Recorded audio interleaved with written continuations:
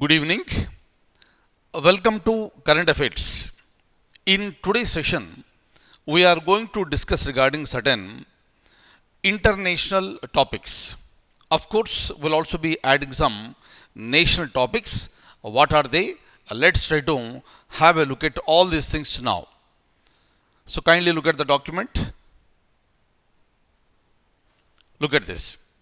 The first one, International Day of UN Peacekeepers. Important one, United Nations Peacekeepers Day is observed on, very recently it happened, it was observed on May 29th. Kindly remember, during our discussion of current affairs, I am giving you so many international days and you are expected to remember. Out of all these, you may get one question, and that one mark is very, very crucial for your competitive examination. So, option A is the correct answer, that is May 29th. So, every year the UN celebrates International Day of UN Peacekeepers on May 29th. Next one, another very important one, so which is an online portal. So, this is MCA 21 is an online portal of Niti Aayog, Ministry of Corporate Affairs, or Ministry of Commerce and Industry, or DIPP. And the correct answer is option B, that is Ministry of Corporate Affairs.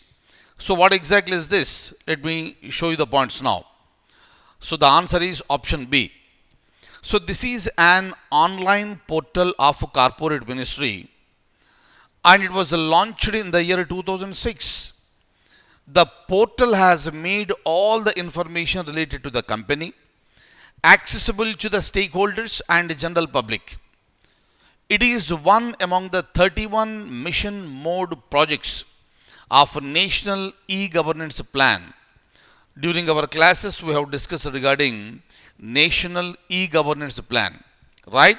And this is one among them, and they are all together 31. And out of this 31, so this is one. So this project is being implemented by Tata Consultancy Services under BOOT model, build, own, operate and transfer model. And first phase of India's first mission mode e-governance project MCA 21 was launched very recently on May 24th, 2021. That's the reason why this is there in the news, and it has been launched by the Minister of State of the concerned ministry. Fine. So now again we'll be moving forward. We'll be looking at some other points now. Look at this. Look at this. Another very important one, and I am very sure that most of you are aware of this. Rather, every one of you aware of this particular answer, because we have discussed many times. Which of the following protocol aims? Which of the following protocol aims to preserve degradation of atmospheric ozone layer? All are important one. Montreal, Kyoto, Nagoya, Cartagena Protocol, and the correct answer is option A, Montreal Protocol. Look at this. So this protocol is a legally binding international pact. It was signed in the year 1987. You have to remember the year, because as a part of GK, they may ask you in which year Montreal Protocol was signed, right? And why? What was the purpose? The purpose is to preserve degradation of atmospheric ozone layer that blocks harmful UV radiation from the sun. Excessive amounts of the some types of UV radiation, it can cause eye damage and skin cancer in people, and are also harmful to crops and vegetation. Very important one.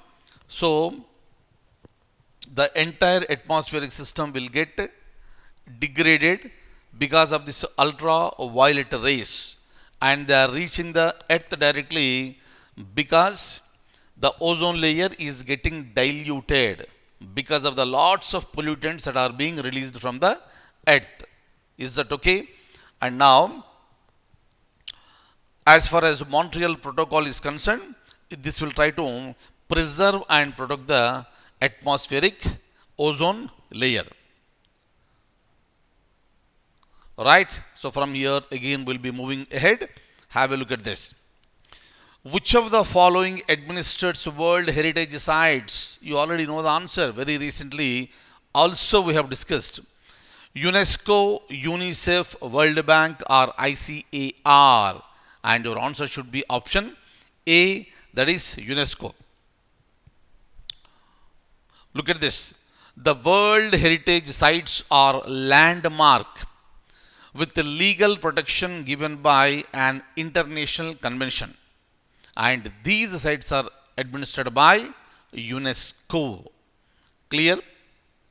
And another important point for your information, to get World Heritage Site tag, the sites must have unique landmark which can be identified geographically and historically. As of June 2020, there exist 1,121 World Heritage Sites across 167 countries. Is that okay? And if you look at, the countries with highest number of World Heritage Sites are China and Italy. And each country has got 55. Each country has got 55 World Heritage Sites. These points are also important and I want you to remember this. Fine.